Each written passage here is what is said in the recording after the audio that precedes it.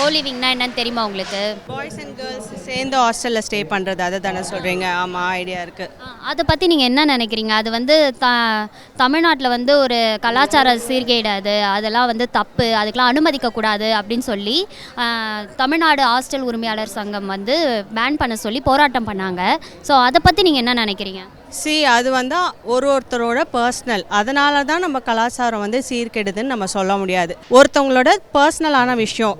எல்லாருக்குமே வந்து தனி மனித என்ன சொல்கிறது, தனி மனித ஒழுக்கம் இருக்கணும். அப்போ தான் வந்து கலாச்சார சீர்கேடு நடக்காமல் இருக்கும். அது இல்லாமல் இந்த மாதிரி லிவிங்கில் இருக்கிறது, லிவிங்கில் இருக்கிறது அப்படின்றதெல்லாம் அவாய்ட் பண்ணுறதுனால நம்மளுக்கு நாட்டில் எதையுமே நம்மளால் ஸ்டாப் பண்ண முடியாது.